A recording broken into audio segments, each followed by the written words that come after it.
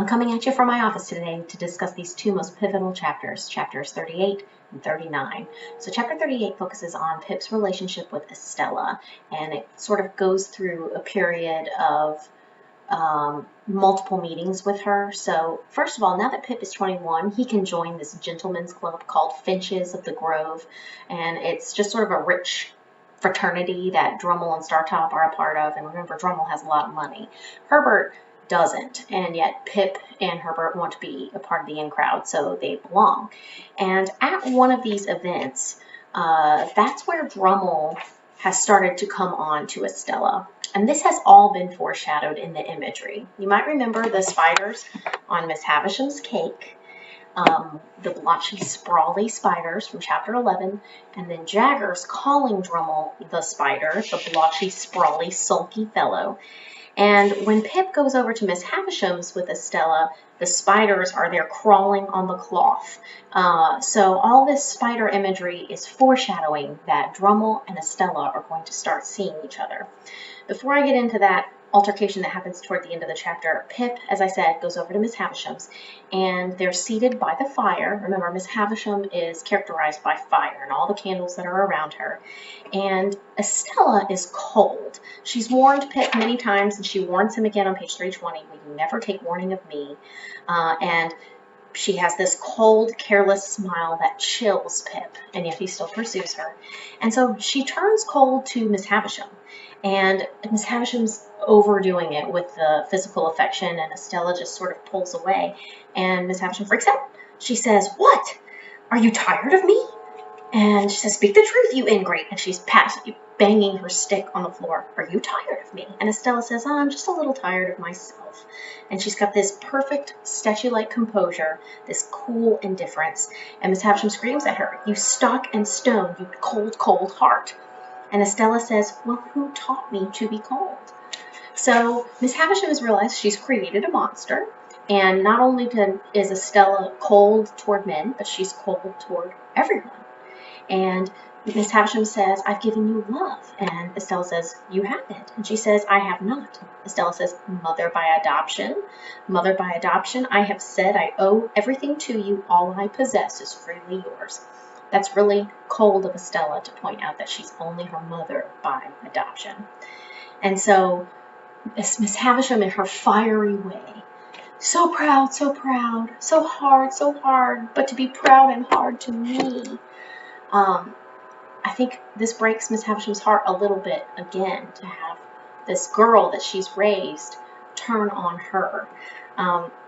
It's just really hard to see where this is going to go. And Estella is fully cognizant of the effects that Miss Havisham's teachings have had on her, because she says, if you had brought up your adopted daughter wholly in the dark and then wanted her to take to the daylight, would you be disappointed and angry? Or, which is a nearer case, if you've taught her with utmost energy and might that light is her enemy and destroyer, would you expect her to naturally take to the daylight? So, in other words, metaphor for love, of course, also for light, because Miss Havisham never sees the light of day. Literally and figuratively, she's not moved on from 840. And so Estella says, I'm sorry, I have to be taken as I have been made. The success is not mine, the failure is not mine, but the two together make me. I wonder if you think Estella has any chance at a normal life. This leads to Bentley Drummle. So one day at the Finches of the Grove, it's an all-gentleman thing, and Bentley raises basically a glass to Estella. And Pip can't believe it. And then later, they're at a function, and he sees Estella with other men. And then at the bottom of page 329, Drummle hanging on in his dull, persistent way. I just envision a spider on its web, ready to jump on its prey. And so Pip goes straight to Estella and says, Estella, why are you looking at that fellow in the corner?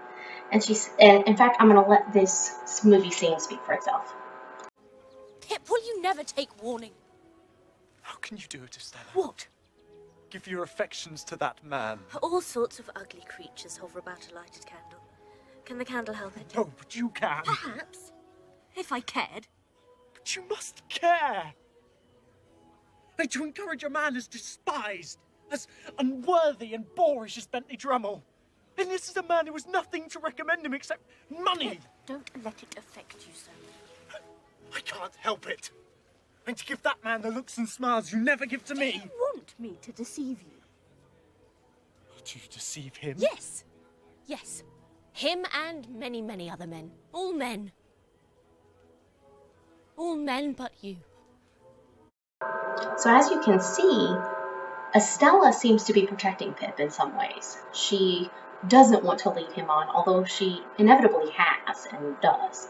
But she's actually warned Pip, and I guess values her friendship enough with Pip to try and protect him and not lead him on in the way that she is leading on Drummle.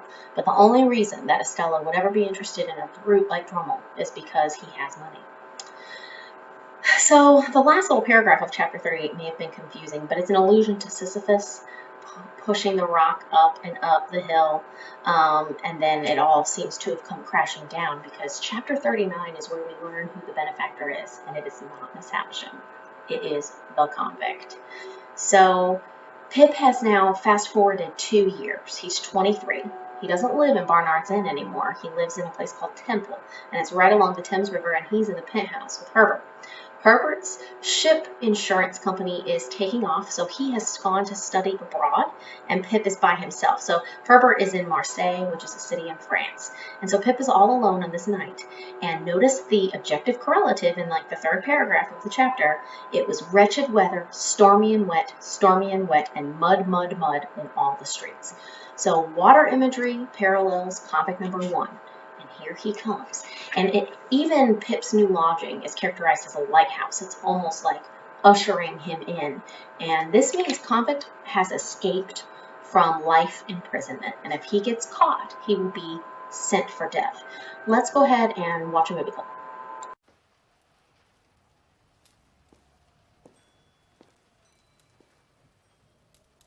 Hello?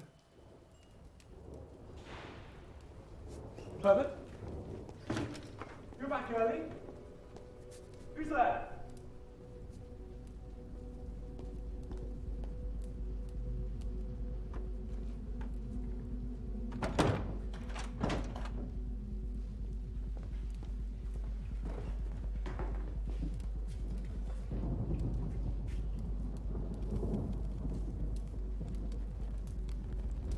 Who are you? Why? Shh. Why? How did you get in here?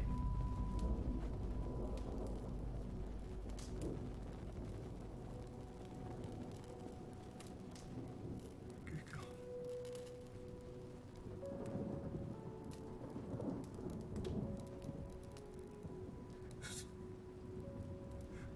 What are you...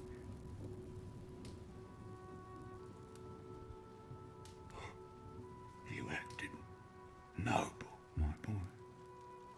Noble.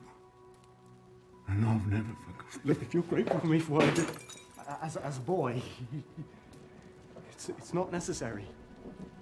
Really, you must understand. What must I understand? That I cannot renew our acquaintance. That my life has changed since then.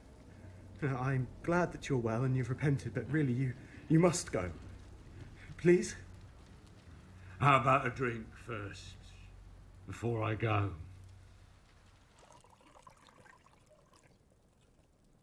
How have you been living? Sheep farmer. Stock breeder in the New World.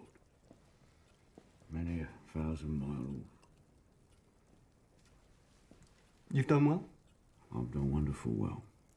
Seems you've done well too. Yes, no, I have, thank you. Look, I would like, if I may, to give you this gift. A token for old times.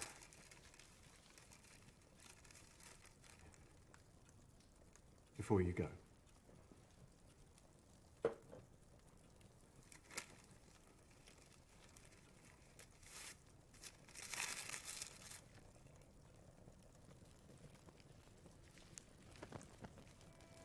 There's your gift. Might a varmint make so bold as to ask you how you've done well since we were on them marshes? on some property. And might he ask whose property? No, I cannot say her name. There are conditions. Conditions? Could I make a guess as to your income? Might the first figure be a 5? Okay. And a guardian. You would have had a guardian? A lawyer, maybe? With a name beginning with a J. A J, perhaps, who might have sent me your address when I landed in Portsmouth. Mr. Jaggers, perhaps. Yes, dear. Oh, yes. I've made a gentleman of you. So as we can see, Convict 1 still doesn't have proper manners or elocution, even more indicative of that in the book. And he's always trying to grab for Pip's hands, which Pip doesn't really like. But his eyes are full of tears. He's just like he was when Pip was a little boy, just very emotional and contrite. We find out that he has been a sheep farmer in the New World. That's Australia. When back in these days, if you had committed so many crimes, you were sent to the penal colony, Australia. So New South Wales is a section of Australia, and that's where he's been. So imagine the aquatic journey that Convict has had to make on boats and everything, and then here he arrives in the rain. So again, water characterizes Convict 1 thoroughly. But it's such a shock to Pip to learn that all this time, since Pip was 7, Convict 1 has saved every penny, and he's given it all in its entirety to Pip. And what is Dickens saying about social class here? If you can be poor and even a convicted felon and be rich, whereas the Pocket family of an upper social class is actually pretty broke, how do these two worlds coexist? And he's really making fun at the futility of social class here. But also, Convict 1 is very similar to Miss Havisham. They're foils of each other. Miss Havisham represents fire, and Convict represents water, or is at least paralleled in that imagery. But the way Miss Havisham controls Estella as a puppet, that's how Convict 1 has been sort of treating Pip. He says at the bottom of 340, "Looky here, I'm your second father. You're my son, more to me than any son, and I've put money away for you to spend." And as he's looking around at Pip's apartment, he looks at Pip's watch, he says, "That's a gentleman's." He looks at a diamond ring, "That's a gentleman's." And your books, too. I know you've been reading them when I came in. So this is Convict's plan. He wanted to grow up a gentleman, to get back at the social class that had wronged him. On page 342, he says, "And then, dear boy, if it was recompense to me, I knew in secret that I was making a gentleman. Those colonists might fling up dust over me as I'm walking. And what do I say? I say I'm making a better gentleman than you'll ever be. And if I ain't a gentleman, at least I'm the owner of such." That's Miss Havisham. She was wronged by men, so she has created a little man hater. Convict 1 has been wronged by the social class system, and so he's making a gentleman. You might remember Convict 2, the one that he fought with in the mud, and he said, "Take notice, God, this man tried to murder me." And Convict 1 said, "The hulks is getting its gentleman back." So there's something more to be discovered about that relationship with Convict 2. And we also don't know how it connects to Miss Havisham for the fiancé and the half-brother. There's still mysteries yet to be solved. But this big one, this fact that the convict is Pip's benefactor, it's so situationally ironic because Pip thought his money was coming from such a high place, and it's actually coming from a place even lower than Joe. He has snubbed Joe and Biddy for being less than he is, and actually his money is coming from the lowest part. Can he continue to take it? How can, this is the end of his sin stage, so can he continue taking money if it's coming from a convict? And the convict plans to stay.